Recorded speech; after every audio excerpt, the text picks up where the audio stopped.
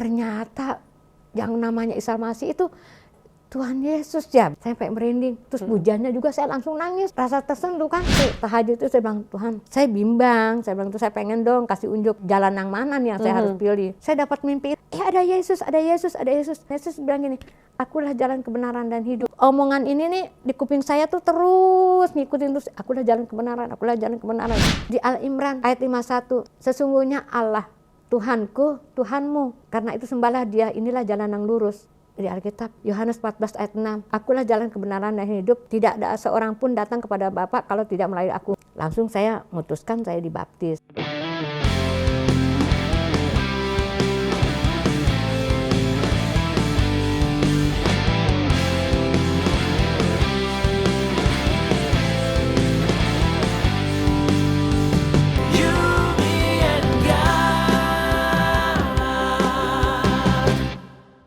Shalom God's Lovers, senang sekali kita bisa berjumpa dalam acara Diaspora TV Talk Show. Saya Katie Tobing akan menemani Anda dalam sebuah kesaksian iman yang sangat menyentuh dan penuh pergumulan.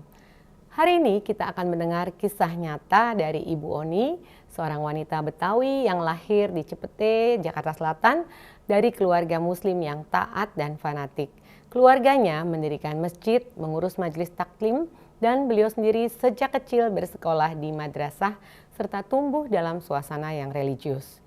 Siapa sangka sejak remaja benih-benih kerinduan akan kebaikan dan kasih itu mulai bertumbuh lewat pertemanan dengan orang Kristen hingga pengalaman memakai kalung salib dan membuat pohon Natal di kamarnya sendiri. Namun perjalanan itu tidak mudah. Ia sempat dimusuhi kakaknya, ditentang keluarga, bahkan nyawanya terancam karena berpacaran dengan seorang Kristen. Tapi Tuhan punya cara yang indah. Lewat pengalaman rohani yang dialami suaminya, lewat doa dan pencarian pribadi, hingga akhirnya perjumpaan dalam mimpi dengan Yesus yang berkata, akulah jalan kebenaran dan hidup. Hidup Ibu Oni diubahkan selamanya. Bagaimana kisah lengkapnya? Mari kita sambut Ibu Oni. Selamat datang di Diaspora TV Talk Show, Bu Oni. Terima kasih sudah hadir. Saya percaya bahwa perjalanan iman Bu Oni dapat menjadi berkat bagi setiap orang yang menonton tayangan ini. Sebelum kita mulai percakapan ini, mari kita berdoa. Terima kasih Tuhan Yesus, hari ini hari yang indah di mana Engkau mengirimkan seorang anak-Mu, Ibu Oni, untuk menjadi berkat kembali di acara Talk Show Diaspora TV. Kami percaya bahwa Tuhan yang menuntun perjalanannya hingga saat ini dan Dia akan menjadi berkat dalam acara talk show kali ini. Banyak orang boleh diberkati melalui pengalamannya bersama dengan Tuhan. Terima kasih Bapak, Engkau Allah yang berperan di dalam pembicaraan kami sehingga apapun yang kami bicarakan itu semua untuk kemuliaan nama Tuhan. Di dalam nama Tuhan Yesus kami berdoa dan mengucap syukur. Amin. God's Lovers, jangan lupa untuk like dan share, dan bagi Anda yang belum subscribe, mohon dukungannya supaya semakin banyak orang dikuatkan lewat kesaksian nyata ini. Baik, mari kita mulai diskusi kali ini dengan Ibu Oni. Bu Oni, sehat ya Bu Oni ya, puji Tuhan. Sehat. Saya percaya Bu Oni ini dengan semangat menyala-nyala nih datang ke sini. Nah Bu Oni bisa ceritain sedikit tentang masa kecil, lahir di mana, lalu tentang keluarga besar dan suasana rumah yang taat di dalam rumah tuh. Saya Oni, asli Betawi, lahir di Cipete Selatan, Jakarta Selatan. Memang lingkungan saya itu keluarga semua itu emang di situ, dari kakek, nenek sampai orang tua saya nomor pertama sampai yang bungsu cucu semua di situ. 75% tuh keluarga, yang 25% tuh orang pendatang yang ngontrak-ngontrak. Karena kakek saya itu dia punya lahan banyak, besar, dia bikin kontrak-kontrakan. Itu semuanya ngumpul di situ. Keluarga besar orang tua saya semua haji. Bahkan sampai kakek saya bilang gini, saya tidak mau meninggal dulu kalau anak saya belum haji semua. Itu setiap tahun itu kakek pasti ada yang anak-anaknya dipergiin haji. Suami istri sampai ada yang masih sekolah juga dipergiin haji. Nah itu pengajarannya memang terlalu ketat, fanatik bener gitu. Nggak boleh melenceng, melanggar ibadah. Sholat 5 waktu, ngaji, sekolah. Sampai saya disekolahin di madrasah.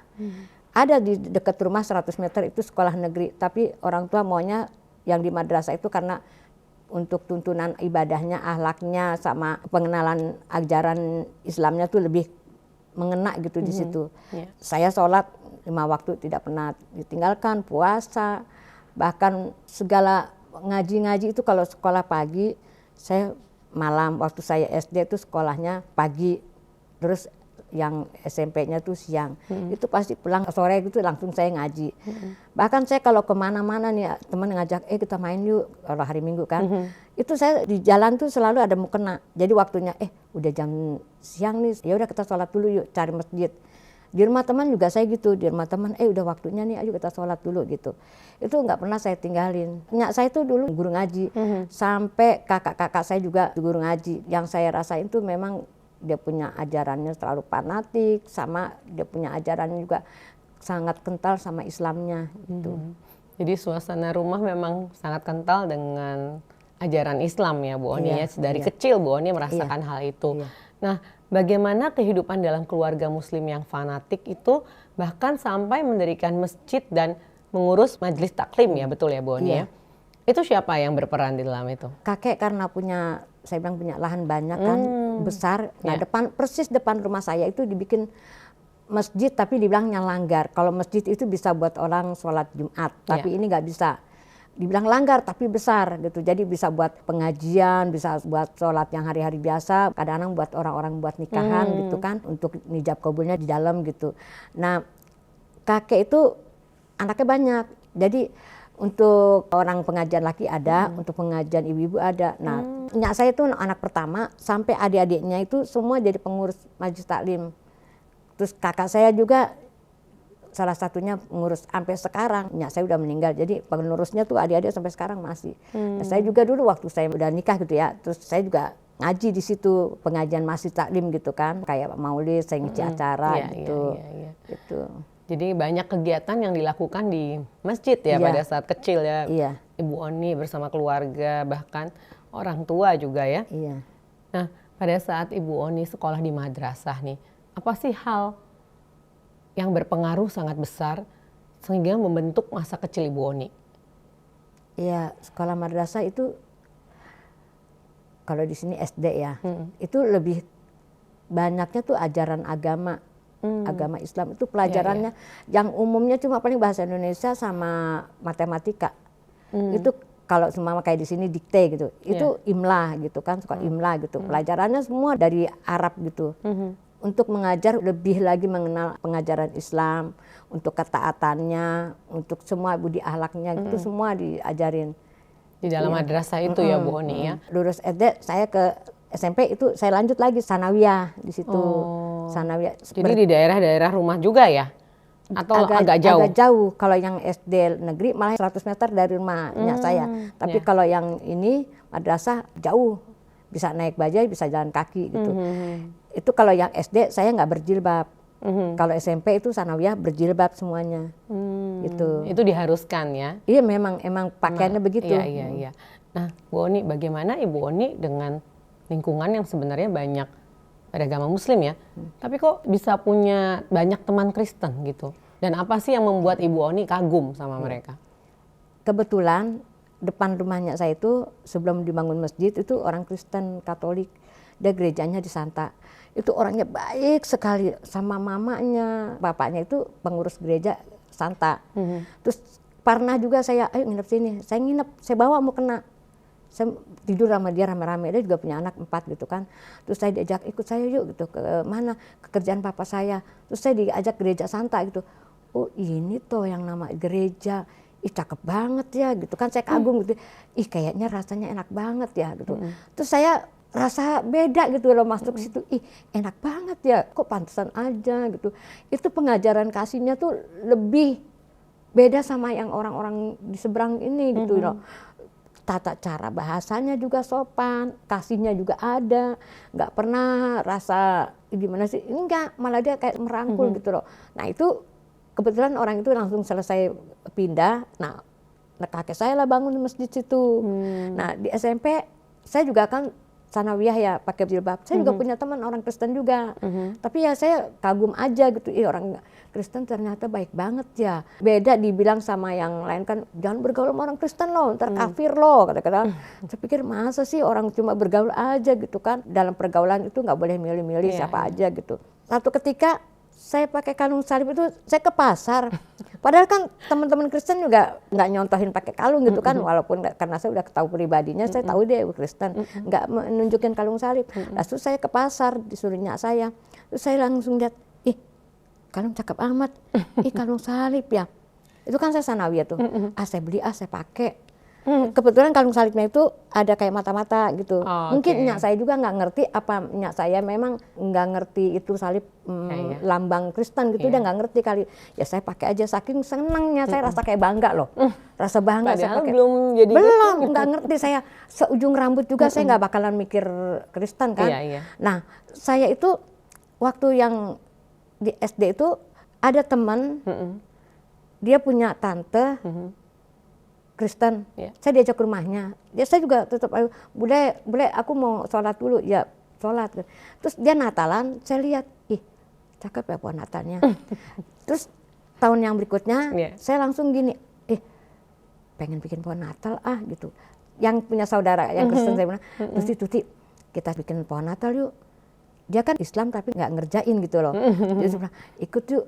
Cari pohon cemara di mana? Itu kan di rumah kolonel tuh ada pohon cemara, kita minta aja ya. Ayo. Terus saya minta lah, saya bikin lah di kamar. Itu sama pohon Natal, saya kasih kapas-kapas, terus kasih lilin kecil-kecilan kayak ulang tahun. Terus sama kapas-kapas, sama kado-kado. Segini kan lumayan ya. Segini saya taruh lah di dekat kamar saya tuh, dekat tempat tidur.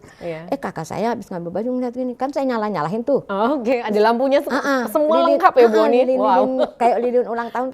Terus kakak bilang, apa nih? Nyak tahu marah loh, terus ditendang gitu kan. Buang nggak? Orang ngapain tuh, orang cuma bikin-bikin aja. Ya ngapain bikin begini, kata gitu. Enggak, orang cuma ini aja. Buang nggak?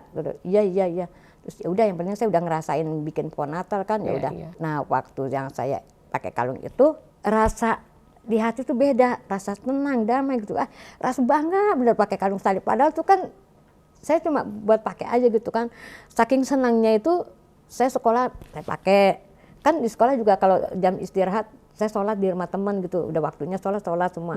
Sampai kadang-kadang nggak jajan, kita udah waktunya, sholat. Karena antri, jadi waktunya sholat udah mau selesai, mau jajan udah nggak bisa, udah waktunya masuk gitu.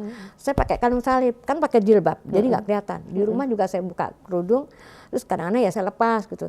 Ntar saya pakai lagi, nggak ketahuan. Satu kali saya kalau hari biasa kan pakai jilbab, ini ada pelajaran tambahan berarti les di luar sekolah.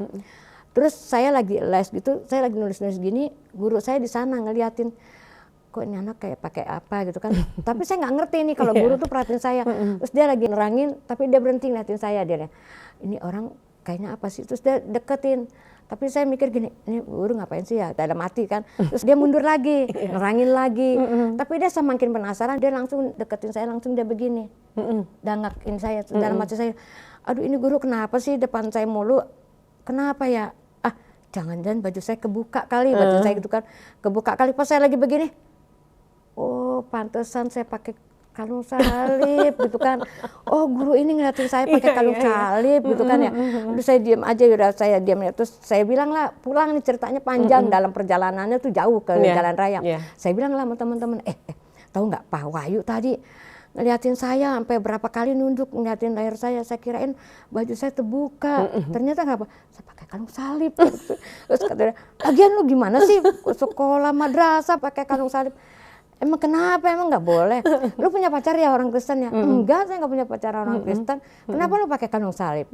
Kalau lu nggak punya pacar Kristen, kenapa pakai kalung salib? Ya saya suka aja, saya senang, enak, saya bilang gitu. Terus lu gila lo, kata gitu. Saya diem aja udah. Nah, ya udah saya pulang, ya udah. Kadang-kadang saya karena pulang sekolah itu kan udah asar kan.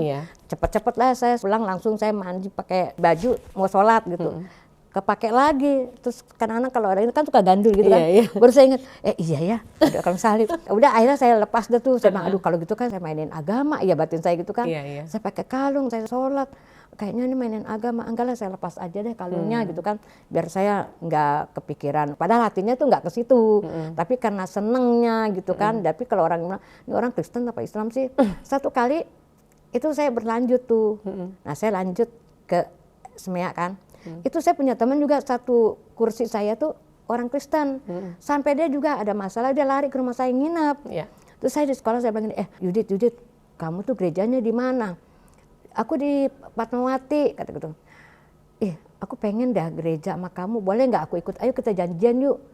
Temen tuh karena dia pikir ini orang gila apa ya, namanya Islam kok ngajak minta gereja. Malah dia nggak jawab, nggak berani gitu, nggak berani. Kalau orang kan malah cari jiwa malah dia malah nggak berani. Dia bilang enggak kata gitu. Terus dalam hati saya, kenapa ya saya mau minta ikut gereja itu nggak boleh gitu, saya pengen tahu. Terus di Semea itu juga teman-teman ada yang Kristen, ada yang Islam, terus ngajarin sampai kalau saya ngomong apa gitu, ini lu kayaknya kayak fanatik banget sih, sama ini aja gini-gini. Itu mah pikiran saya mah biasa aja, tapi kok malah dia ngarahinnya katanya saya ke Islam banget gitu. Saya bilang enggak, sama aja semuanya gitu kan ya. Nah, itu udah saya Semea itu temen banyak, kemana aja saya nggak masalah. Iya. Jadi pengalaman itu ya yang membuat Bu Oni pertamanya tuh mengetahui tentang Kristen karena tetangga tadi ya, dan akhirnya punya teman juga orang Kristen. Nah, akhirnya waktu Semea Ibu Oni berpacaran juga dengan seorang Kristen. Nah, apa tuh yang membuat Ibu tertarik dengan pacar Ibu tuh yang waktu itu? Iya. Ya, padahal di Semea saya juga ada yang Palembang ya. Dia rasa kayak senang sama saya. Saya emang nggak ada punya pikiran apa-apa. Sebenarnya saya pacaran sama yang Ambon ini nih, itu orang tua saya punya warung besar. Siapa aja boleh beli dong di situ. Nah, yang Ambon ini beli di sini. Itu kalau bergaul juga saya ngobrol, itu nggak ada ketara pacaran. Itu tetangga saya, ya kakak saya, pada bercanda-bercanda gitu, pada beli rokok paling dia kan, ya udah. Ntar yang lain kalau udah selesai kan saya tinggal berdua tuh. Ya paling ngobrol-ngobrol gitu. Terus satu kalinya saya ngobrol lah sama teman di sekolah. Ternyata yang orang Palembang ini sebenarnya suka sama saya kan. Saya dapat surat nih dari pacar saya gini-gini. Terus orang Palembang itu kayaknya cemburu gitu. Kamu beneran emang sama dia? Kamu mikir dulu sama dia.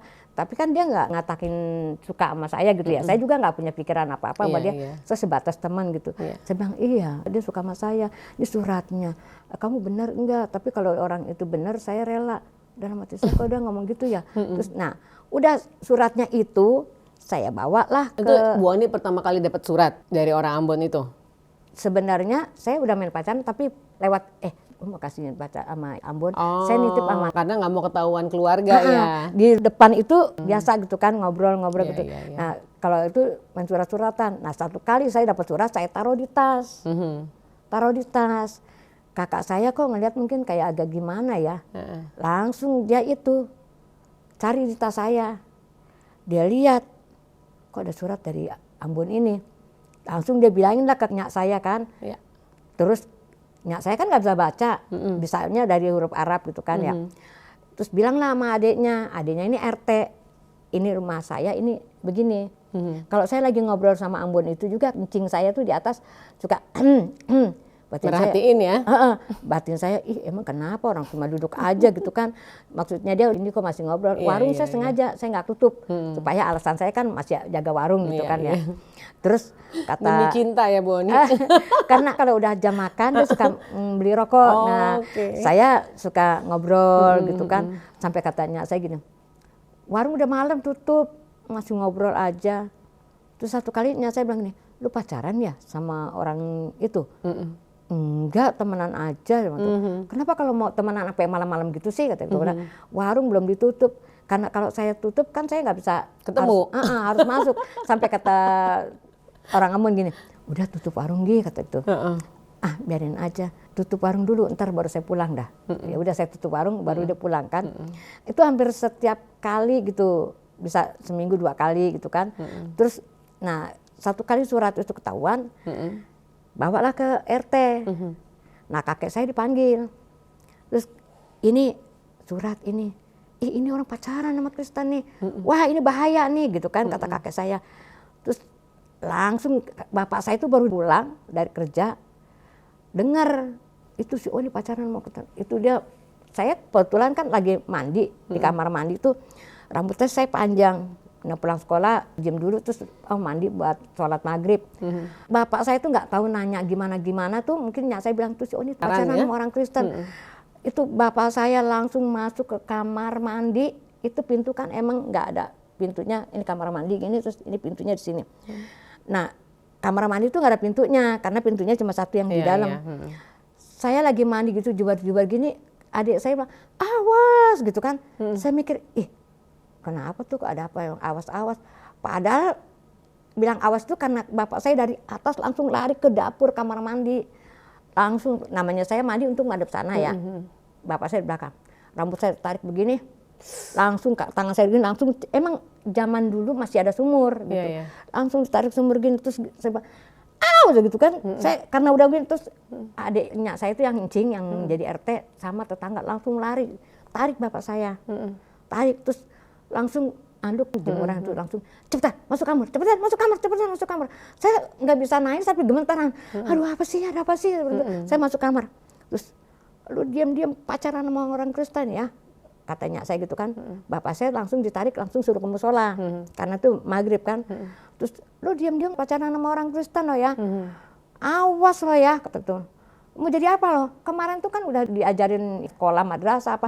Ini kok pas ke Semea, emang tuh saya dari Sanawiyah itu kan harusnya ke Aliyah itu namanya Semea Aliyah gitu. Tapi saya berontak, saya nggak mau Aliyah, saya maunya ke Semea gitu. Terus katanya saya nggak mau biayain kalau mau ke Semea, harusnya ke Aliyah gitu kan. Saya diam-diam saya ngumpulin uang, saya ke Semea tuh. Maksud saya nggak mau berjilbab terus, saya mau, kan namanya juga pergaulan kan kemana aja bisa. Kalau berjilbab masa sih mau main ke kebun binatang, apa kebun raya, apa kemana-mana ke rumah teman masih pakai jilbab aja gitu kan. Jadi saya maunya pakai bebas baju yang umum aja gitu kan. Nah terus karena pacaran nggak boleh, saya bingung kenapa sih kok saya jadi gini ya? Emang saya salah apa? Terus saya diam aja, kata, nah kakak saya yang nemuin surat bilangnya, lu diam-diam pacaran sama orang Kristen lo ya? Kalau tahu, ini surat apa nih? Kata gitu. Ini surat kayaknya dari calon mertua lu deh, kata gitu kan. Emang itu surat dari mertua ngasih tahu, padahal itu juga marahin. Nggak boleh berhubungan gitu. Isi surat itu, kamu jangan pacaran sama orang Islam, kamu tuh merantau, nanti kalau diapa-apain, apalagi itu anak haji, kata gitu. Pacar saya itu ngasih tahu nih, orang tua saya juga begini loh. Nggak apa-apa, biarin aja gitu kan. Ya udah, karena nggak boleh, ya udah. Pokoknya besok nggak usah sekolah lagi. Udah, berhenti. Diam-diam ini, orang Ambon ini dipanggil nih sama keluarga. Di sidang lah di rumah RT. Adiknya saya, ada kakek saya, nenek saya, nyak saya semua. Orang Ambon sendiri. Ya namanya dalam begitu kan, dia juga mungkin cari amannya gitu kan. Emang saya juga tahu dia Kristen. Yang saya lihat itu pribadinya baik, orangnya santun, rasa sayang. Emang saya jaraknya jauh ya, 15 tahun. Wow, Saya lihat itu, baik banget orang ini, nggak pernah macam-macam, nggak pernah kasar-kasar bahasa apa. Kadang-kadang kan orang yang pada pacaran juga dari perkataannya, apa dari ininya juga kan ada yang kasar gitu. Tapi saya nemuin itu nggak ada, malah baik banget. Jadi saya makanya rasa senang. Padahal itu kan bedanya jauh gitu. Kayak ibaratnya kayak nggak ada anak muda lagi gitu kan ya. Tapi enggak, rasanya mau suka, katanya saya gini. Udah berhenti sekolah, nggak usah. Nah, kakek saya panggil itu orang Ambon. Emang kebetulan mesnya lingkungan yang kakek saya itu. Panggil itu. Terus teman-temannya gini, lu dipanggil tuh sama keluarganya Sony, ngapain awas gitu kan. Dia bilang, biarin aja. Ini yang gentleman nih, kata gitu. Biar ini orang Betawi, tapi saya nggak takut, kata gitu kan.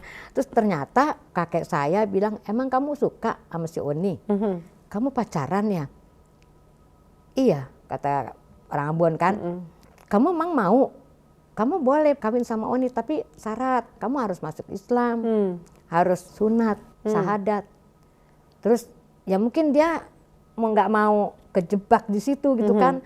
Terus ya suami saya bilang, ya mau. Udah, nggak usah lu mikirin biaya. Yang penting lu nikah, ntar gue biayain. Lu mau masuk Islam, lu syahadat, ntar gue yang biayain semuanya. Kontrakan juga banyak, orang Ambon tuh ya aja. Tapi nyak saya itu nggak habis di situ. Dia masih berusaha untuk kayaknya nggak rela anak saya misahin ya. Diam-diam nyak saya itu cari dukun, kiai. Bilangnya kiai, dia bilang orang pintar kiai. Nyak saya tuh minta, katanya anak saya pacaran sama orang Kristen, gimana ya, kata gitu. Saya nggak mau, tapi boleh nggak sih? Nggak apa-apa, nikahin aja gitu kan. "Ah, tapi saya maunya pisahin, jangan sampai dia jadi gitu kan." Tapi kiainya tuh bilang gini, "Bisa saya bikin, tapi orang ini bahaya loh," kata gitu. Maksudnya yang Ambon, "Ini bahaya loh, saya nggak tanggung jawab kalau ada apa-apa." "Ibu mau?" "Iya nggak apa-apa, yang penting anak saya pisah." "Tapi ibu mau nanggung, entah anak ibu atau yang laki ini," kata gitu. Terus ya saya pikir ya udah coba aja gitu kan. Bikinlah air. Saya itu dalam rumah keluarga saya tuh nggak pernah ada yang minum air putih, air teh. Tapi orang yang mau dukun itu kan nggak bisa air berwarna kan, air putih aja. Nah begitu nyak saya udah naruh air minum, air putih sama air teh.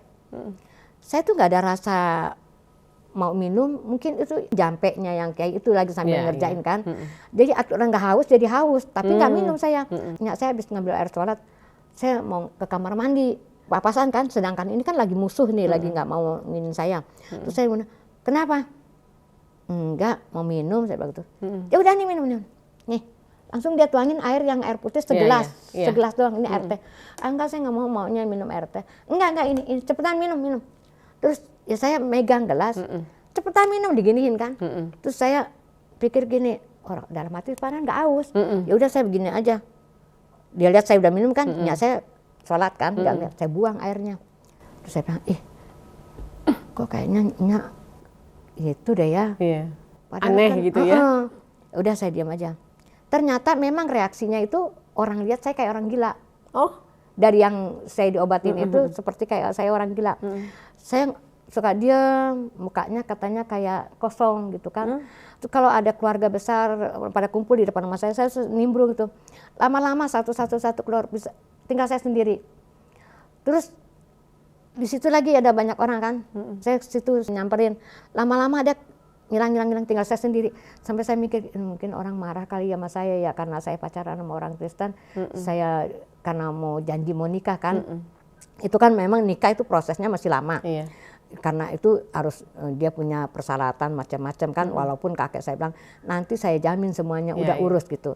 Nah dalam pengurusan itu tapi orang tua saya masih mau cara pisah gitu kan, cara berdukun itu. Terus saya langsung kemana-mana, saya ada teman, lama-lama saya ditinggalin. Akhirnya saya ngobrol lah sama encing saya, agak di bawah gitu. Terus encing saya juga lama-lama sampai saya tidur di situ. Saya bilang, aduh saya udah sore ya, saya pulang.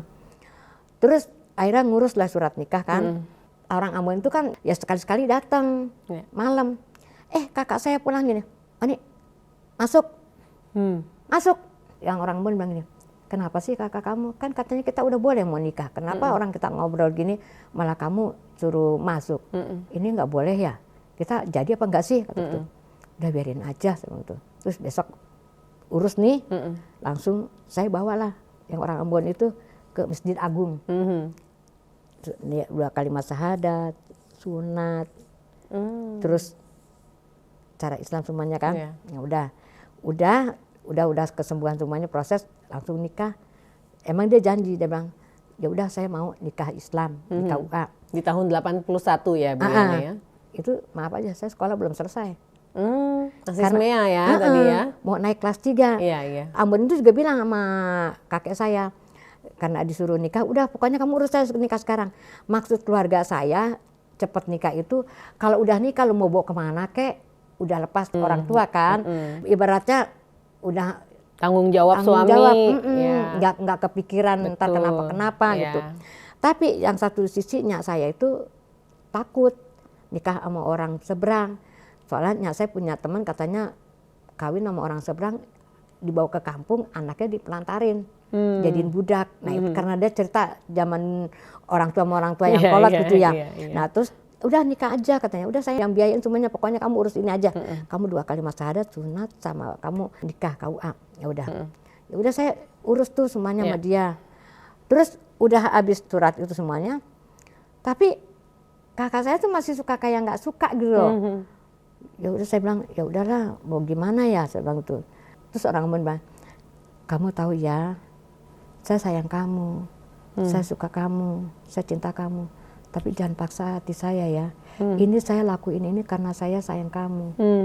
Dia mau berkorban untuk cara itu, melakukan cara itu, tapi hatinya berat. Dia bilang, "Iya nggak apa-apa kok." Batin saya juga, Ya udah jalanin aja ntar masing-masing gitu kan. Ya udah jalanin lah masing-masing, udah nikah. Nah, waktu pernikahan Bu Oni, gimana kehidupan rumah tangga Bu Oni dengan suami pada saat itu?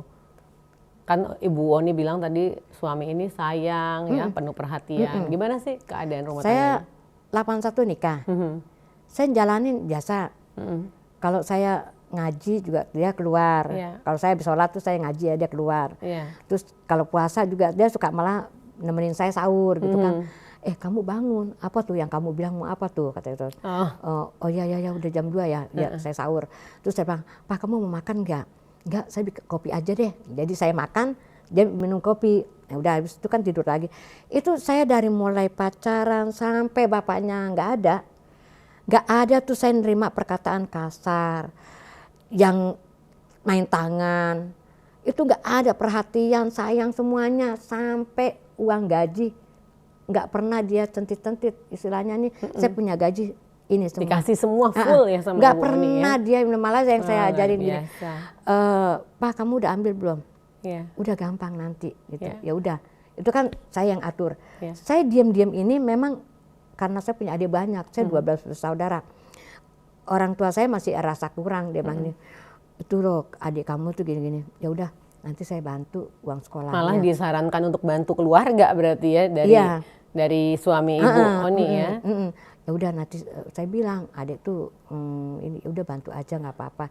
Itu kadang-kadang suami saya juga diam-diam tuh suka ngasih nyak gitu. Terus nanti nyak saya bilang gini, saya dikasih duit sama suami kamu, manggilnya Bung gitu kan. Terus saya bilang gini, nggak apa-apa, berarti dia punya. Jadi masa itu kondisi rumah tangganya Ibu dan suami itu agamanya masing-masing ya.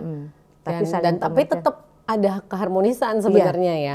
Nah sampai pada saat tahun 1985 suami Bu Oni bekerja di Makassar Ujung Pandang dan mengalami perjumpaan pribadi dengan Tuhan Yesus, betul ya Bu? Nah bagaimana Ibu menyikapi kesaksian suami pada saat itu? Dari yang saya habis nikah itu 81, 84 saya punya anak, Nona. Nah Nona udah mau 1 tahun, dia dulunya memang dia suka berlayar. Tapi waktu saya kenal itu dia kerjanya di Jakarta. Terus dia bilang ini, aku mau kerja di kapal lagi ya. Di mana? Ujung Pandang. Ternyata saya udah mau hamil lagi nih yang kedua. Saya lagi hamil nih, saya bilang gitu. Gak apa-apa, nanti saya kerja di sana bagus, suasananya saya udahin, saya bawa kamu. Kamu tinggal menyak dulu ya. Oh ya udah. Saya kan tahu suami saya sayang ya saya ya aja. Udah saya tetap saya jalanin ini saya tuh sampai Nona lahir yang udah besar, Nona umur 1 tahun, saya bawa ke Ujung Pandang lagi hamilnya Aldo nih. Terus pas mau lahirnya Aldo, saya bilang gini, itu musim hujan, Desember. Saya bilang, Pak, aku mendingan pulang aja deh ke Jakarta. Nona di sini sakit-sakit terus. Sedangkan saya juga pikirnya saya tuh kalau di Ujung Pandang, suami tuh pulang tiap hari, padahal tetap aja. Nggak ketemu tiap hari juga? 2 minggu sekali pulangnya. Saya bilang, saya mendingan di Jakarta aja deh mainnya. Saya udah bawa koper pakaian untuk persiapan persalinan, tapi Nona sakitan mulu. Saya bilang tuh, berani nggak apa-apa, saya yang penting naik pesawat. Saya pulang lah. Kebetulan memang saya pulang, itu nenek saya, kakek saya punya istri banyak kan. Nenek yang kedua itu sakit udah parah. Saya baru 1 minggu di situ, nenek saya meninggal, lahir Aldo. Oh, anak kedua ya? Nah itu November kan, pas Desember, Natal, itu suami saya tahu itu nggak pernah gereja. Emang saya tahu makanya gampang kok orang dia Kristen juga, Kristen KTP. Pemikiran saya dari saya lakukan ibadah nanti dia ketarik gitu kan. Padahal memang dia bilang saya cinta kamu, saya sayang kamu, tapi ini jangan jangan maksa gitu kan. Ya pikir saya ya udahlah masing-masing aja. Tapi di situ Desember itu dia berjumpa dengan Tuhan Yesus. Saya nggak tahu kan. Pas 86 dia pulang, hari Minggu saya main ke nyak saya. Dia pulang, dari mana Pak? Saya dari gereja. Langsung sentak saya, kok dia gereja ya? Kok dia gereja ya? Batin saya tapi nggak berani ngomong kenyang karena nyak saya nanti tahu kan. Ya udah terus saya bilang, kok kamu bisa gereja? Iya, dia ceritain tuh. Saya kemarin tuh ketemu Tuhan Yesus. Saya kan nggak pernah gereja, saya nggak pernah itu. Ternyata waktu malam Natal itu kan saya waktu masuk kerja tuh siang. Berarti selesainya sore. Nah saya malam tidur. Pas mau malam Natal itu mau sembahyang katanya. Padahal saya kunci itu pintu. Tiba-tiba suami saya dikasih bangun. Bangun sembahyang dulu kata gitu. Suami saya bilang, orang masih anak-anak tidur gitu kan. Tapi ya udahlah. Oh iya ya, ini orang-orang udah pada siap mau sembahyang Natal gitu. Ya udahlah, bangun. Pas dia bangunin, loh kok pintu terkunci? Emang dia lihat itu tinggi, gede, berewok. Emang temennya juga ada, jadi pemikirannya temennya kan. Loh kok ini pintu terkunci ya? Padahal tadi ada orang yang masuk, bangunin ya. Siapa ya? Ya udah, tapi penasaran kan, dia keluar, dia udah mandi, langsung dia tanya, Richard, tadi kamu kasih bangun saya? Enggak, orang saya aja baru datang juga di sini. Tadi saya tidur, saya dikasih bangun, ayo kamu sembahyang, gitu, udah waktunya. Terus saya bangun gitu, saya lihat kayak kamu tinggi bewok gitu. Emang Richard itu juga bewok, badannya agak lebar. Terus enggak, saya juga baru bangun. Saya juga mikir gini, tuh si Ulis nih keturun gitu orang. Kalau hari Minggu aja ada kebaktian aja dia nggak pernah turun. Nggak pernah gitu mau kan. ikut ya. Terus kata suami saya langsung mikir gini, jangan-jangan Tuhan Yesus nih. Aduh, memang udah waktunya deh, saatnya. Udah dah, dari situ dia setiap gajian tuh udah beliin celana gereja, baju gereja kan. Nah dia pulang itu kan Januari tuh. Terus langsung dia gereja-gereja. Ya udah lah, batin saya gini. Ya udah, kalau memang kamu gereja ya udah kita masing-masing ya. Jalani masing-masing. Iya, nggak apa-apa. Tambahnya anak 2, dia juga masih kerja di laut lagi di Pulau Seribu. Ya pemikiran saya kan saya Islam, ya saya jalanin aja.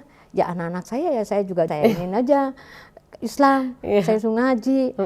Bapaknya suka gini. Nona tuh emang paling dekat sama bapaknya tuh suka rasa. Nona anak yang pertama ya? Kedua Aldo. Aldo kan masih bedanya 1,5 tahun. Terus kalau papanya mau gereja, papa aku minta itu ikut dong. Jangan Nona, repot nanti papanya gitu kan. Itu saya cerdik. Bapaknya tuh pulang kalau kerja kan 2 minggu sekali di kapal, pulang seminggu di rumah. Dia pulang hari Kamis. Nah kalau hari Minggu kan untuk dia gereja kan. Saya langsung cari celah. Papa, besok kan hari Minggu, kita bawa anak-anak yuk jalan-jalan. Supaya nggak ke gereja ya? Nggak ke gereja. Ini karena saya tahu kan bapaknya tuh sayang sama keluarga gitu kan. Nggak pernah deh mulut tuh kasar, bahasanya keras, nggak pernah. Padahal mau dibilang kan Ambon tuh orangnya sangar ya. Mukanya memang sangar tapi hatinya lembut. Rinto ya. Sampai kata bapaknya, mau jalan kemana? Mau ke Taman Mini kek. Itu anak-anak tuh pokoknya kalau bapaknya pulang itu selalu saya 2 minggu sekali saya ajak entah ke Taman Mini, kebun binatang, yang gampang saya jangkau gitu kan. Terus tapi kalau bapaknya sadar gini, ya udah aku gereja dulu ya, kamu siapin makan, nanti saya pulang gereja baru kita jalan. Iya, ya udah yuk, nah pergi. Nanti dia kerja berikutnya lagi gitu kan. Wah ini udah hari Minggu nih, supaya jangan dia ke gereja, saya akan cari akal lagi. Pak besok kita jalan-jalan yuk, kemana? Ke Ancol kek atau kemana kan jarang ada di rumah. Saya gereja dulu, nggak bisa, ntar aja pulangnya. Oh ya udah. Padahal kan pulangnya kan udah capek kan. Capek bener. Dia nggak gereja, menang saya kan. Terus lama-lama, Mama aku pengen ikut Papa gereja. Nona yang ngomong gitu ya. Terus kata papanya gini, Nona pengen ikut gereja sama saya, nggak apa-apa lah. Kamu ikut, nemenin aja, biar saya nggak repot. Ntar Nona takutnya minta pipis atau apa kan, biar saya nggak ganggu. Oh ya udah, saya mah nganterin doang, batin saya mah nganterin doang ya, saya nggak punya fokus untuk ke situ. Orang saya juga masih jalanin ya udah. Lama-lama, papanya tuh cerita, kamu baca buku ini deh, kamu pernah dengar nggak? Pak Yusuf Roni ini mantan kiai loh, masuk Kristen. Dengar saya bilang tuh. Emang kamu dengar itu geger di keluarga saya bilang tuh. Masa sih iya, keluarga saya sampai bilang kiai apaan tuh, bego aja. Udah tahu kiai, udah haji apa, masa masuk Kristen gitu kan. Itu geger keluarga saya tahu tuh, saya lagi tahun 74 saya kelas 4 saya bilang tuh. Oh denger ya, iya. Tapi kamu lihat deh, denger deh. Ya udah. Pemikiran saya kan cuma pengen denger ya. Pas saya masuk ke Yusuf Roni itu di Sahid Jaya. Itu setiap minggu itu anak-anak kan belum masuk sekolah minggu kan. Saya juga belum percaya penuh. Cuma saya ikut-ikut aja ibadah. Ada Akmal Sani dari Padang kesaksian. Amran Amri. Andi Ese. Aduh saya dari situ saya Pak, aduh ternyata yang namanya Isa Masih itu Tuhan Yesus ya batin saya kan. Dia jabarin juga di Al-Quran Iya. gitu. Terus saya bilang, saya sampai merinding. Terus pujiannya juga saya langsung nangis. Rasa tersentuh kan. Terus, nah ceritanya saya tapi masih nggak mau bilang dong sama papanya. Kalau mulai tertarik ya. Saya ya udah mau gereja-gereja. Tapi saya udah mulai tuh. Kata bapaknya, ya udah saya kerja lagi ya. Tapi karena saya rasa tertarik, saya bawa anak-anak tuh gereja. Kan bapaknya kan pikir kalau dia ada baru saya ikut gereja kan. Tapi itu karena saya udah ada rasa tertarik sama, mungkin Roh Kudus bekerja ya. Saya percaya ini kan suami yang bertobat duluan. Mungkin dia doain saya terus kan. Tapi waktunya Tuhan. Terus saya tiba-tiba yuk kita gereja yuk. Bertiga nih pergi ke Sahid. Terus dengerin. Lama-lama saya ketarik katekisasi sama Pak Gani Jemaat. Saya langsung diam-diam, saya bilang, aduh saya mau ikut katekisasi di mana ya? Oh sana, kan dari Islam mungkin ada, tapi namanya saya dari Islam itu kan pengajaran saya nggak ngerti ya. Yang penting saya ikut-ikut yang ini aja, mau dapat nilai bagus kayak jelek, yang penting saya ini yang saya punya gitu. Tapi saya akhirnya lulus kan, nanti dibaptis. Terus satu kali, itu masih dalam pengajaran katekisasi, suami datang kan, hari Minggu, hari Kamis itu hari Minggu gereja. Terus saya bilang, Pak, titip tas di sini ya, saya mau ke sana. Kamu mau kemana? Orang udah mau ibadah. Saya katekisasi, saya bilang tuh, saya katekisasi. Oh kamu beneran? Iya, sana terus udah. Mungkin dia rasa seneng kan, terus dia langsung tanya, kamu bener mau katekisasi? Iya. Oh ya udah. Terus berjalan langsung, dia kerja lagi, pulang, saya bilang, Pak, besok anterin saya ya ke Ancol, saya bilang tuh. Saya mau dibaptis, saya mau baptis, Pak Yusuf Roni sama Roni Mandang. Kamu udah pikir matang, jangan kamu karena saya loh.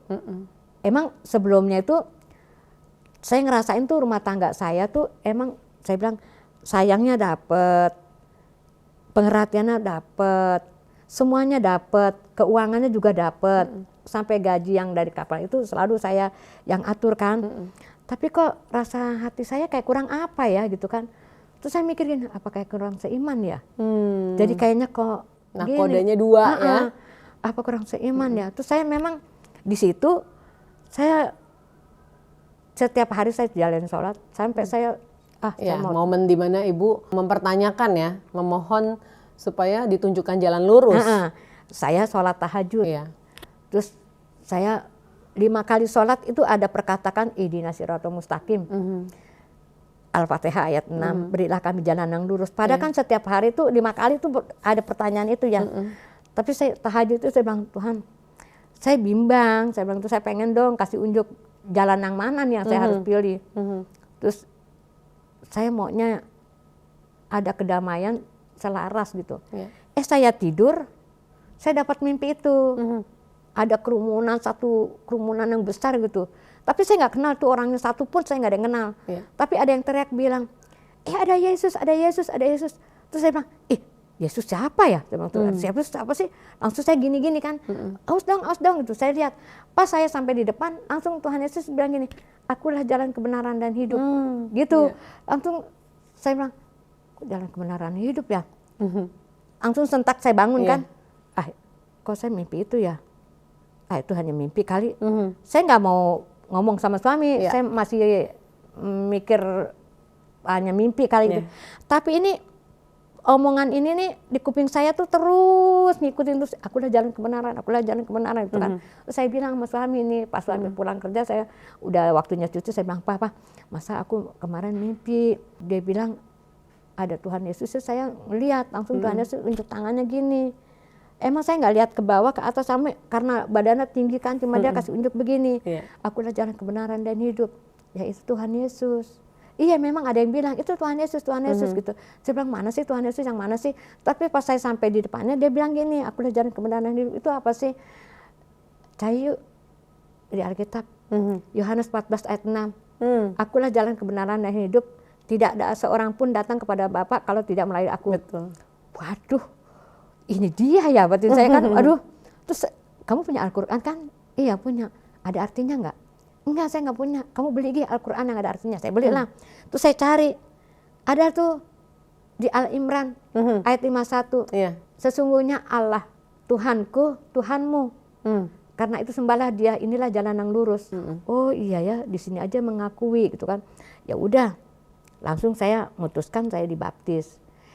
Suami saya senang dong, tapi anak-anak saya tetap karena itu Nona punya sekolah SD itu ada 2, di sini 03, di sini 01. Di 03 itu nggak ada pelajaran Kristen, di 01 yang ada pelajaran Kristen. Sedangkan di 03 itu lingkungannya sepupu semua, satu kelas tuh banyak sepupu. Kalau dia pelajaran Kristen dia lari ke 01, pasti kan ketahuan dong. Kenapa sih suka kesana? Kata Nona, Mama, aku kan ada pelajaran Kristen tapi dia udah nggak usah. Ini aja ikutin aja yang di sini karena udah dari dasar kan. Sampai memang Nona anaknya pintar. Tulisan Arabnya kan ada ulangannya. Nilainya bagus, pembacaan ayat Al-Qur'annya juga bagus, dapatnya nilai 989 gitu. Saya bilang, ini anak pintar amat ya, berarti saya sekolahnya juga nilainya bagus-bagus. Tapi saya bilang, ya udah tunggu kamu ngerti, baru nanti bisa kamu pilih gitu. Itu yang saya jalanin tuh. Jadi waktu pertama kali Ibu datang sendiri bersama dengan anak-anak, itu karena keinginan Ibu sendiri ya, bukan karena paksaan dari suami atau siapapun gitu ya. Malah Ibu merasakan damai sejahtera pada saat itu ya. Dan akhirnya memutuskan ikut katekisasi, lalu dibaptis oleh Pendeta Yusuf Roni di Ancol pada tahun 1993. Betul ya Bu ya? Nah, setelah bertobat, bagaimana Ibu membimbing anak yang sebelumnya dididik secara Islam untuk mengenal Yesus? Karena Nona memang dari kecil kan suka pengen ikut Mama, aku pengen ikut gereja, tapi saya nggak mau dong, saya mau pilih ini. Tapi begitu saya ngerti, langsung saya kasih unjuk, Nona, ini saya bilang ya, Papa itu kan sayang kita, sayang Mama, sayang kamu, sayang adik. Papa nggak mau, kalau Papa matinya ke surga, Mama sama anak-anaknya ke neraka. Ternyata ini benar loh, di Al-Quran ada, saya kasih unjuk kan, ini benar ternyata. Jadi Papa sayang kita ini semua, kalau Papa masuk surga, kita juga semua masuk surga. Ternyata yang kita jalanin ini beda. Mama mau ke Kristen, kamu juga ya? Emang dari dulu saya maunya itu, Ma, kata Nona gitu. Saya kan dari dulu maunya itu, tapi kan Mama yang nyuruh ke Mama aja. Ya udah, akhirnya kita ikut gereja semuanya. Tapi nggak di situ. Nona itu kan kalau di rumah itu kan saya suruh ngaji tuh, dari sini ke pojok sana tuh ada guru ngaji. Dia ngaji kan. Kalau nggak ada papahnya, dia ngaji bebas. Kalau ada papahnya, kudungannya itu disimpan di temennya. Nanti dia baru ngaji, kata papanya. Itu Nona mau kemana sih? Biarin aja dia main. Padahal tuh mau jalan ngaji gitu kan. Terus udah nanti pulang gitu. Nah sampai sekelentingan ada yang mau main ke saya hari Minggu. Saya pas gereja, tetangga bilang dong, Mama Nona gereja sama anak-anaknya. Kaget kan keluarga semua, bilanglah sama nyak saya. Nah guru ngaji ini kan deket emang tetangga. Langsung ngomong sama nyak saya, kalau anak cucu kamu tuh sebenarnya ngaji sama saya loh. Tapi sekarang saya lihat dia gereja, udah nggak pernah ngaji lagi. Langsung lah dengarkan orang tua marah kan. Yang tadinya saya waktu habis nikah itu kan saya dibagi warisan tuh. Terus langsung nyak saya marah, Kristen ya sekarang. Tapi saya masih diam aja, karena saya pikir belum jelas banget. Sampai suami saya emang bilang begini, kamu tahu nggak akibat kalau kamu masuk Kristen? Kamu ntar dikira keluarga kamu karena saya. Enggak, kamu kalau diinin sama keluarga kamu gimana? Saya nggak mau ngomong sama dia. Kalau saya mau bilang saya udah Kristen, saya nggak mau. Tunggu dia yang ngomong sama saya, baru saya bisa jawab. Itu untuk saya selalu doa bilang, Tuhan, saya nggak mau bilang sama keluarga saya untuk nonjolin saya udah agak pindah, tapi saya mau dia yang ngomong sama saya. Nah terus ketahuan lah saya masuk Kristen.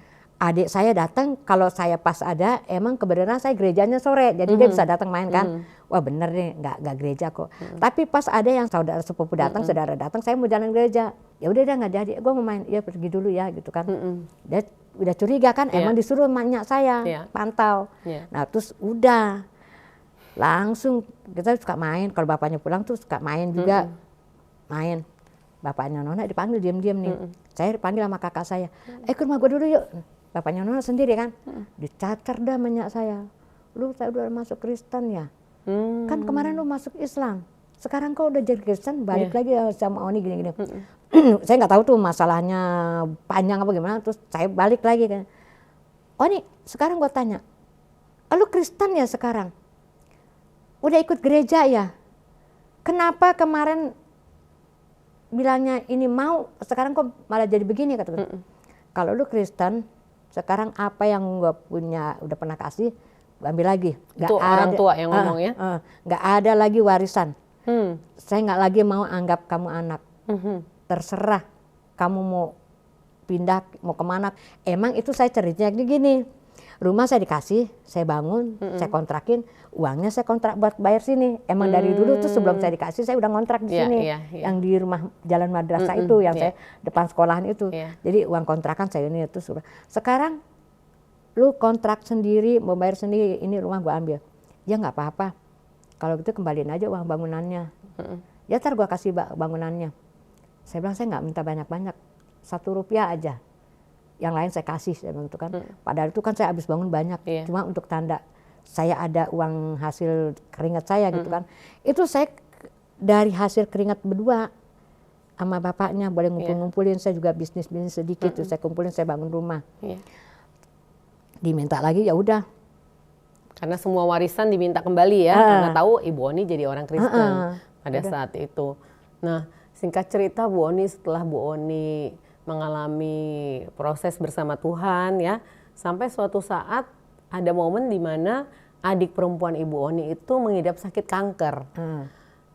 Bagaimana akhirnya dia dapat mengalami kesembuhan dan terbuka dalam kehidupan kekristenan? Iya, padahal kan orang tua tuh marah banget kan. Saya kalau nengokin dia ke rumah, dia rumahnya di Bakbulus, supaya rasa aman karena anaknya masih bayi kan, dipiara. Ini kan rumahnya berderet-deret, nih rumahnya saya, rumah kakak saya, anaknya dipiara sama kakak saya. Nah dia tidur sama nyak saya, terus saya nengokin, nyak tuh nggak mau ngomong apa, terus saya bawain susu. Saya tahunya kalau orang kanker tuh nggak bisa makan nasi, saya kasih susu. Saya sama Aldo saya nengokin, jadi dia cuma bilang terima kasih aja. Satu kali saya bilang gini, Wan, kamu tuh abis di operasi yang pertama, kalau dokter saranin ini kamu ikutin aja. Enggak, gua nggak mau, gua maunya yang cara Islam. Ruqyah di pengajian gitu kan, nanti dikasih air gitu kan. Gue disuruh beli vitamin dari tulang ikan. Ih kayaknya nggak masuk akal, saya bilang gitu, vitamin kok dari tulang ikan, ikutin aja cara dokter. Enggak, gue ruqyah. Emang ada perbedaannya? Ada, setiap malam Jumat itu kita ngaji semuanya, kata gitu. Nanti dikasih air, enakan kok. Oh ya udah. Lama-lama dia ngerasa sakit lagi kan. Dia ceritalah sama saya, ih saya habis ruqyah tuh saya kesana, ada orang pintar tapi kayaknya mantan dokter gitu. Dia dari jauh aja masa dia bilang gini, Ibu Wani, habis ini kamu langsung pulang langsung ke dokter ya. Kamu kemarin kemana? Di Pondok Indah. Sekarang balik lagi ke Pondok Indah, kamu ke Darmais. Itu dia nggak pakai tanya, ini langsung dia kayak udah bisa lihat gitu kan. Terus langsung dia cerita sama saya, ya udah kamu jalanin aja. Setiap datang ke rumah saya suka bilang gini, mau nggak saya doain, biar kamu tuh enak, percaya dah. Walaupun saya Kristen, saya punya doa. Tuhan saya itu maha penyembuh. Dia dokter di atas segala dokter. Enggak, gue juga punya doa sendiri kok. Oh ya udah, nggak apa-apa. Terus saya punya rezeki kan, ini saya bagi buat tambah-tambah ongkos ya. Karena dia nggak kerja kan, karena udah sakit itu. Oh ya makasih. Mungkin dia rasa terngiang-ngiang kali ya. Besok dia datang lagi. Saya bilang, kamu mau apa? Mau kemo. Mau saya doain? Iya mau. Mau ya? Ya. Yuk kita doa ya. Suaminya pas lagi di luar kan, saya doain. Percaya ya, dengan cara Tuhan, lewat operasi, lewat obat, lewat minum, Tuhan punya cara bisa menyembuhin. Kamu jangan fanatik sama dokter. Saya ceritain, ada dokter Kristen, pasiennya Islam. Itu dokter itu kalau mau praktek, dia selalu doa dulu. Itu pasiennya udah sekarat loh. Udah dia mau operasi, terus dia karena dia doa dulu, akhirnya ketolong tuh, yang pasien itu sembuh. Nah dia dengar itu kan, dia juga pengen sembuh kan, karena dia pengen sembuh, jadi dia nggak fanatik tuh Kristen sama Islam. Terus besoknya dia datang lagi, tapi saya satu ini nggak peka nih, dia duduk aja situ, nggak peka, ayo doain lagi enggak gitu. Terus dia bilang, ya udah saya jalan ya udah hati-hati ya. Terus dia kalau habis dari kemo, langsung dia bilang nih, Pok boleh nggak saya ke rumah Pok, saya mau nginep di sini. Iya boleh. Ya udah, saya rawat kan, saya doa di kamar. Anaknya bilang gini, dia ngeliat doa saya begini, terus ibunya tanya, Asa, mama lagi ngapain? nggak tahu tuh kayaknya sembahyang tapi kok gini dah. Udah saya lagi doa kan, saya dengar tuh dia ngomong, terus saya kan udah selesai gitu kan, Mama tadi ngapain sih? Kenapa? Mama kok diem gitu? Oh lagi doa. Oh udah, dia karena dia udah tahu kan Kristen. Ponakan satu kali dia nginep di rumah saya, terus dia ngelihat rumah saya banyak salib, langsung dia nangis. Kenapa? Mama aku nggak jadi nginep, mau pulang. Dia rasa nggak betah. Oh dia lihat salib-salib kali di rumah saya. Dia udah saya anterin pulang kan. Tapi adik saya ini terbuka nih. Ya karena orang kalau udah kepepet kan terbuka ya. Kalau saya sih doanya tuh biar diselamatkan semuanya gitu kan. Saya percaya satu orang selamat, isi rumah diselamatkan. Saya selalu memberitakan kabar baik buat adik-adik saya, walaupun bukannya kita membeberkan Tuhan Yesus, dari sikap hati kita, perilaku kita itu juga menjadi saksian kan. Terus saya tetap baik sama keluarga saya. Orang tua saya juga walaupun dia benci, tapi saya kalau lebaran saya langsung kasih salam gitu ya. Dia cuma saya peluk, maaf lahir batin ya. Dia cuma diam aja. Terus saya juga biasa nganter gitu kan. Nah adik saya itu udah sembuh nih operasi. Satu kali saya lagi doa syafaat kan, saya selalu bilang ini loh, kamu sakit itu saya doain setiap hari Selasa di Komsel. Dia kalau bilang, "Po hari ini gereja enggak?" Hari Selasa kan? Iya kenapa? Kalau lagi sembahyang doain saya ya. Iya pasti seperti itu. Po hari ini gereja enggak? Iya doain saya ya. Iya pasti. Nah udah sembuh, satu kali saya lagi di doa syafaat, dia bilang, dia telepon, Po di mana? Lagi di gereja. Kamu di mana? Tanah Abang nih, kantor saya, Prudensial kan. Kamu bawa ke sini? Ya mau ya. Aku pengen mau ngucapin terima kasih. Doa udah selesai. Ibu-ibu, ini loh adik saya yang selama ini kita udah doain, selalu doain, ini udah sembuh. Namanya yang Mas Wani ya, kata Bu Mida kan. Saya pikir tuh Mas Wani itu laki, orang Jawa. Soalnya bilang Mas Wani, jadi Mas orang Jawa tuh itu Wani namanya. Enggak, kalau orang Betawi tuh Mas Wani itu nama. Saya bilang tuh Mas Wani, Mas Pia gitu. Oh gitu, aduh cantik banget ya. Ibu-ibu, bapak-bapak terima kasih ya. Saya udah sembuh, didoain. Iya. Terus kalau Komsel juga gitu, dia datang. Kalau saya belum selesai dia masih di belakang. Ntar kalau udah itu udah ngumpul sama teman-teman saya. Bu ini adik saya yang kita suka doain. Oh ini yang Wani ya, udah sembuh ya. Ya terima kasih ya ibu-ibu, saya udah sembuh gitu kan. Itu. Jadi itu pengalaman adik ibu yang perempuan. Tapi ada juga pengalaman dari adik laki-laki ibu ya, yang mengalami sakit juga dan sebelum meninggal di rumah sakit, adik ibu yang laki-laki ini melihat sosok laki-laki berjubah putih dan memberikan 5 roti seolah pada saat itu mulai mengimani Tuhan Yesus. Nah itu bisa diceritain Bu gimana kejadiannya? Emang adik saya ini yang laki dekat sama saya, dia umur 27 tahun ya. Dia belum menikah, dia suka main ke rumah saya. Padahal di rumah tuh nggak pernah nyetel ragu rohani, apa kita ceritain tentang Tuhan Yesus, enggak. Mungkin dia lihat dari sikap kita itu kan. Satu kali dia sakit, karena memang dia dekat sama saya bilang ya udah kamu berobat Gi, saya kasih ongkos gitu kan. Terus ceritanya udah parah nih, terus saya bawalah ke rumah sakit sama bapaknya, bawa ke rumah sakit. Itu juga Tuhan nyatakan mujizat yang sungguh luar biasa. Bapaknya lagi ngurus surat untuk pendaftaran masuk ke ruang UGD, terus ini harus rawat inap langsung nih gitu kan. Nah ya nanti kita ini kata yang bagian pendaftaran, Bapak udah Bapak bawa aja adiknya ke sana, biar nanti saya yang urus nih. Mbak kasih administrasinya 12.000 kan. Udah Bapak ini aja dulu, ke sana dulu aja, nanti saya ngurusin, gampang itu bayarnya. Saya bawalah ke ruang inap.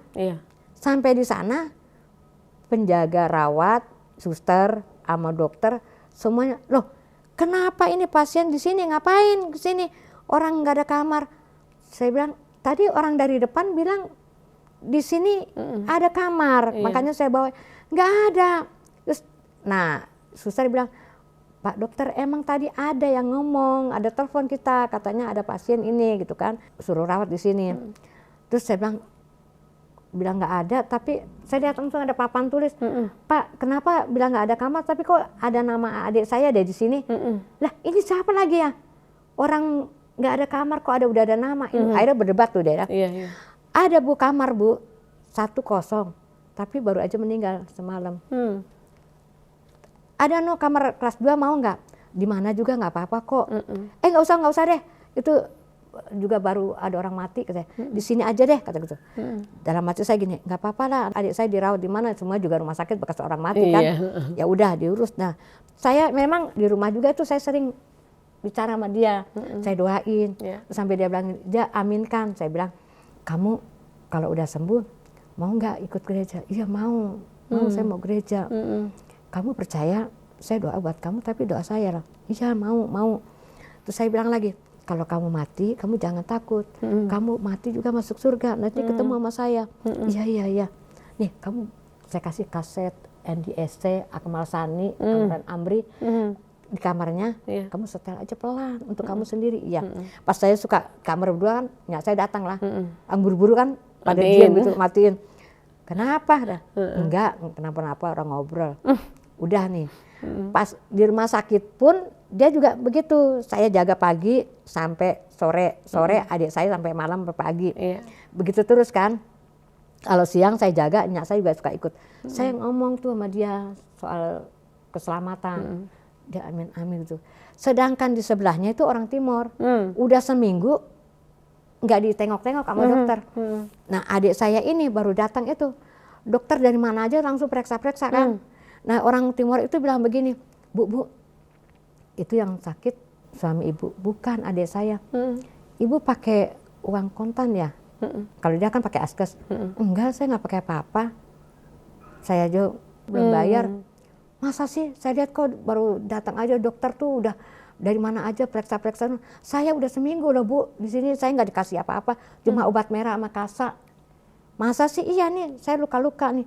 Emang sakit apa? Diabetes. Oh, sebentar kali Pak, dipanggil sama dokternya seperti itu. Udah, akhirnya kan udah mulai saya bincang-bincang sampai saya bilang begini, kenapa kalau kamu ngomong dijawab ya? Kalau saya ngomong kok nggak mau ya? Coba kamu bikin 2 kalimat syahadat, kata gitu, ajarin gitu kan. Karena orang tua yang maksa saya baca. Tapi udahnya saya bilang, Tuhan Yesus, saya percaya Tuhan Yesus ada bersama kami, Tuhan Yesus yang menyembuhkan kami. Ya, imani. Walaupun kamu tidak sembuh, tapi iman kamu tuh udah menyelamatkan. Iya. Nah, saya pulang kan, itu hari Rabu. Adik saya yang waktunya jaga.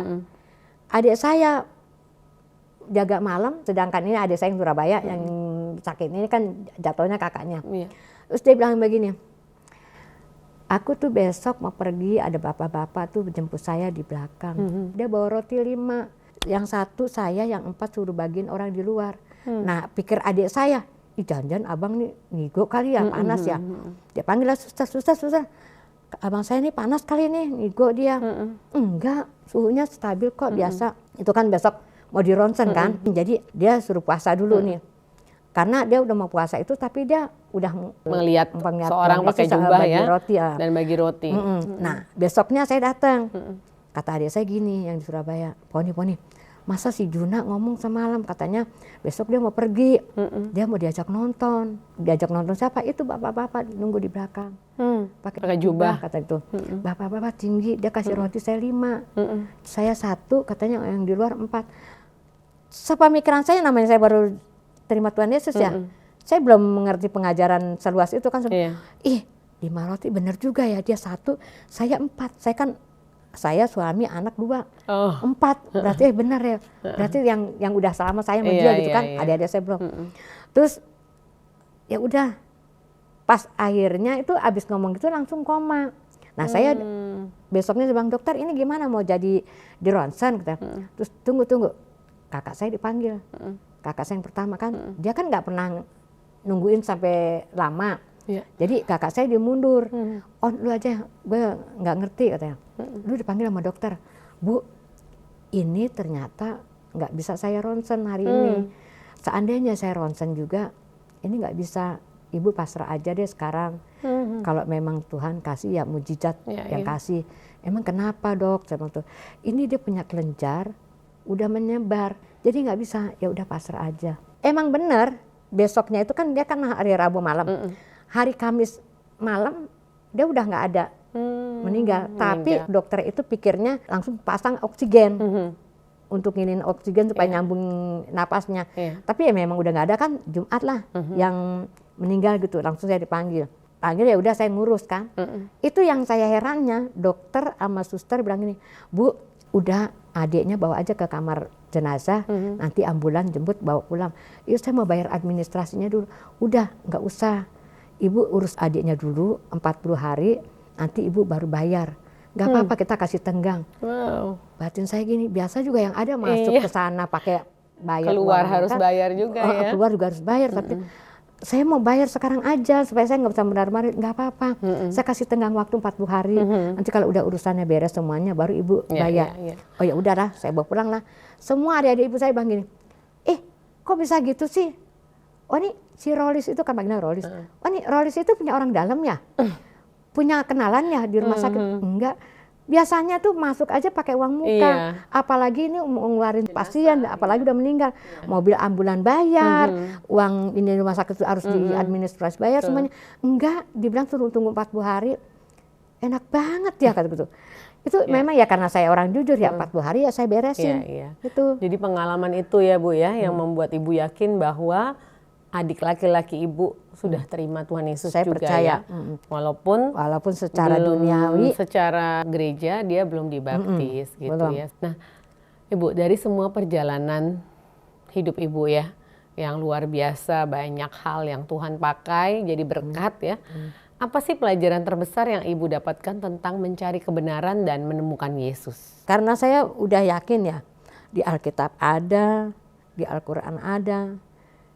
Ya saya memang harus benar-benar jalanin ya Tuhan Yesus.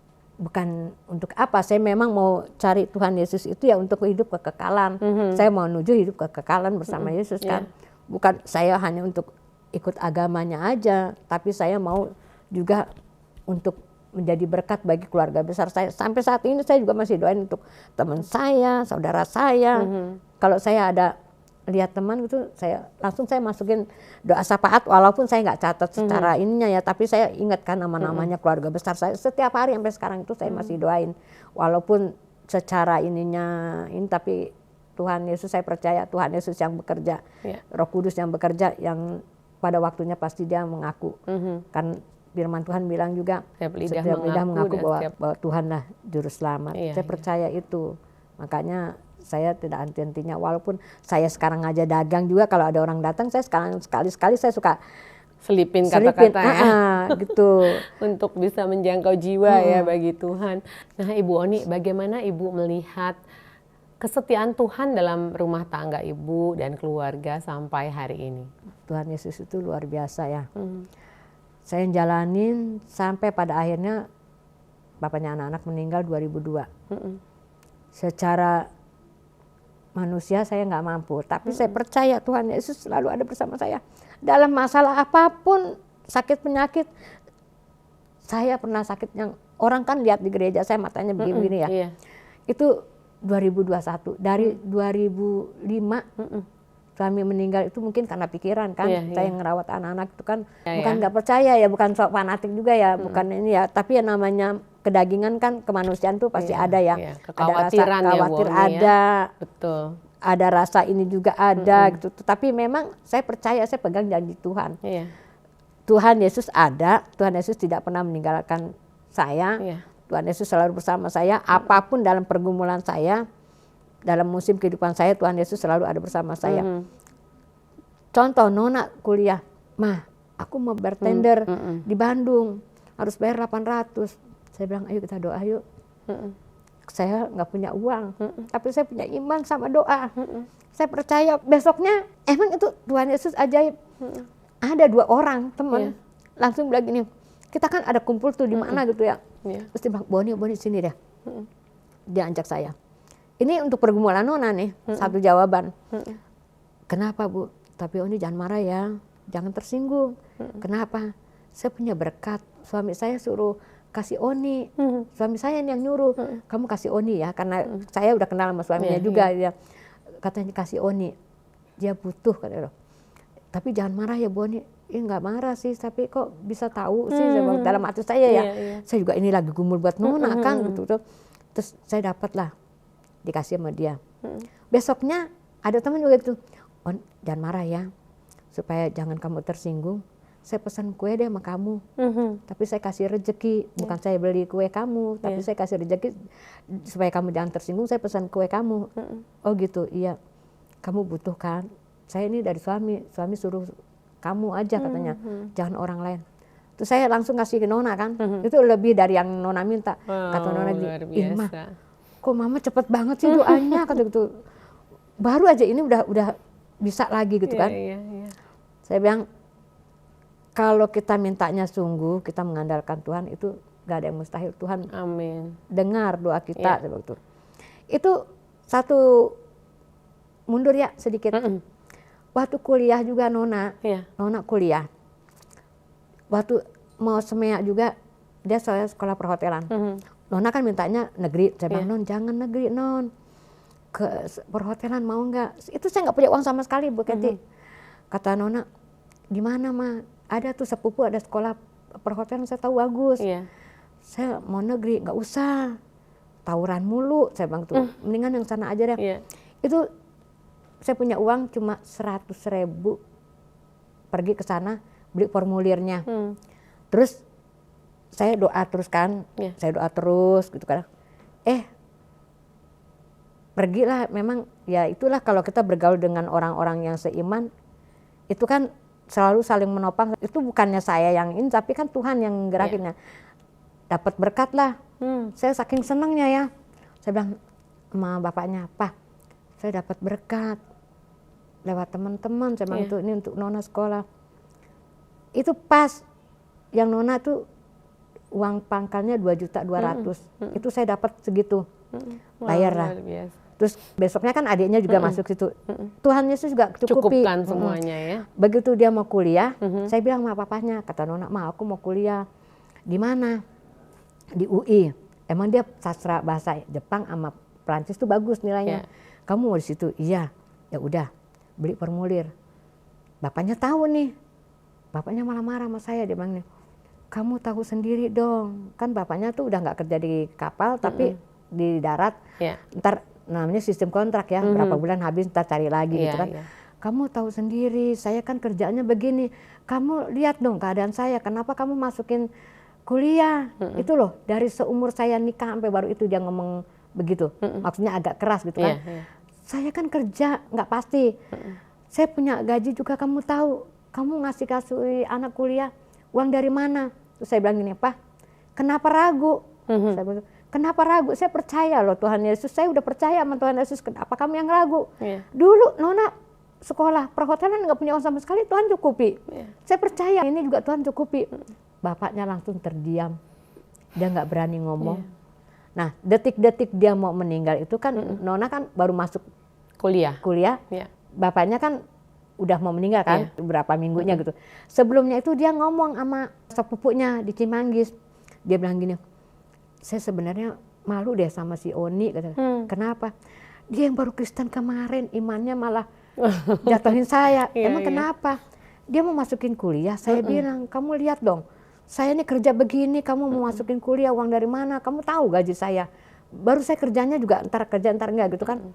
Malah dia bilang, kenapa ragu? Saya udah percaya Tuhan Yesus. Tuhan Yesus pasti cukup, yang kemarin aja Tuhan kasih kok. Saya langsung malu loh kata gitu. Nah, yang berikutnya itu dia bilang lagi, karena yang kemarin kan adik saya belum tahu jalannya, Tuhan yang jemput kan. Nah kalau suami saya kan udah tahu jalannya. Nah dia yang marahin kan, dia bilang sama sepupunya gini, besok saya mau pergi, saya titip ya anak-anak saya, istri saya.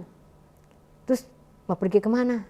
Pergi, saya udah nggak takut sekarang, saya udah nggak ragu mamanya sama anak-anak, saya tahu pasti kuat. Terus sepupunya marah, kamu tuh ngomong apa sih? Kok kayak nggak ada iman? Ngomong begitu mau kemana? Bapaknya cuma senyum aja. Nah pas habis ngomong itu, memang saya habis ret-ret sama Pak Martin, habis ke puncak itu raker kalau nggak salah.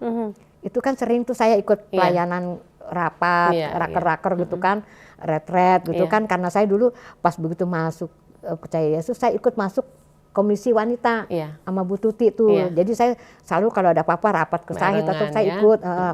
Malah saya yang lebih giat di gereja, bapaknya enggak. Nah, Begitu besoknya kejadian dia meninggal, baru sepupu ngomong.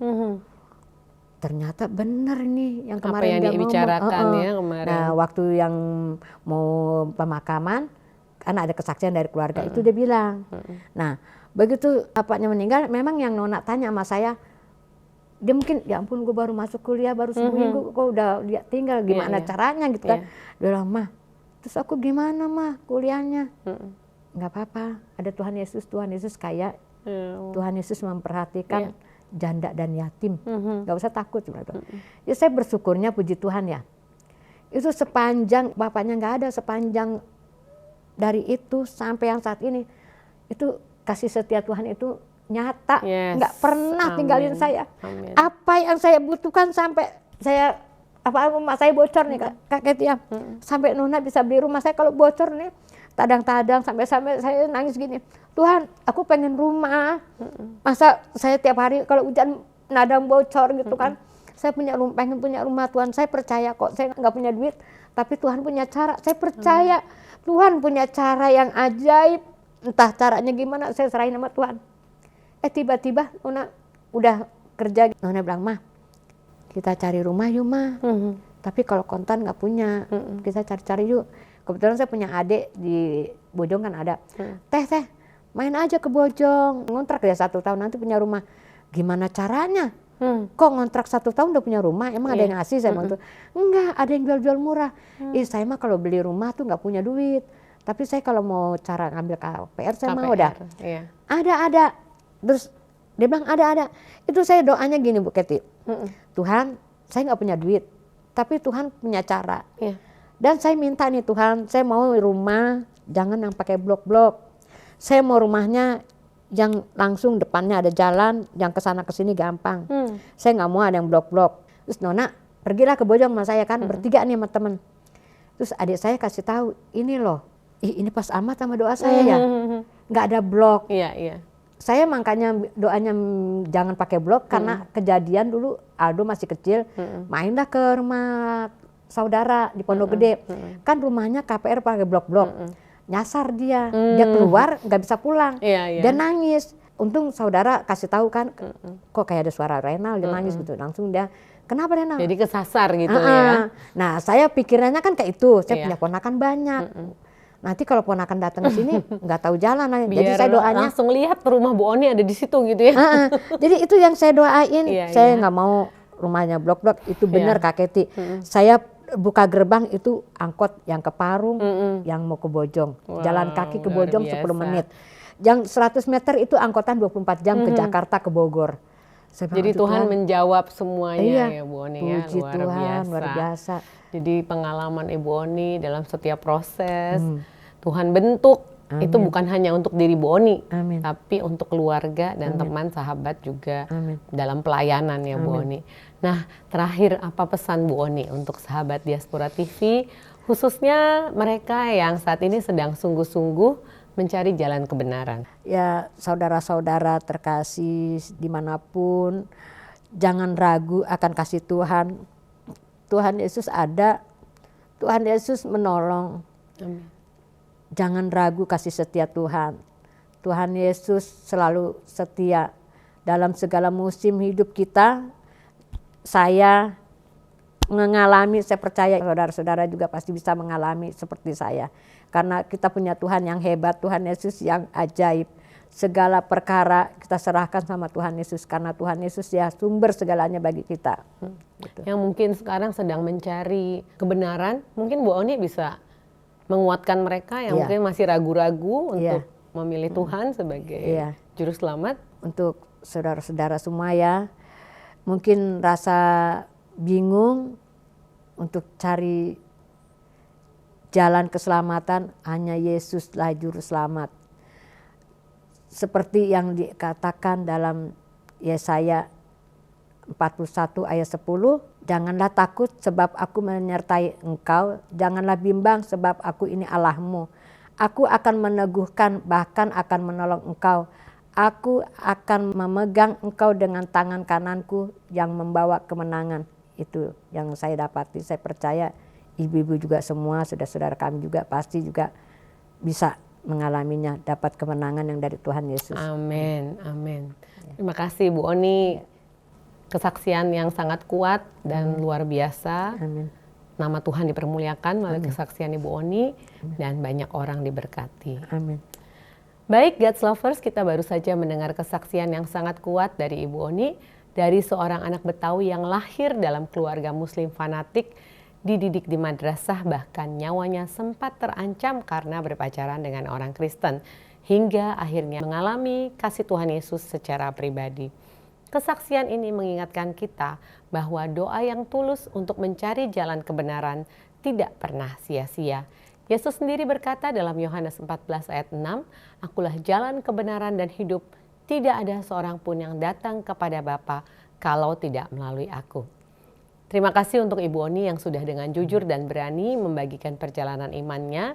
Jangan lupa untuk like, share, dan subscribe Diaspora TV supaya semakin banyak orang yang dikuatkan lewat kesaksian seperti ini. Saya Katie Tobing pamit undur diri. Sampai jumpa di Diaspora TV Talk Show berikutnya. Tuhan Yesus memberkati.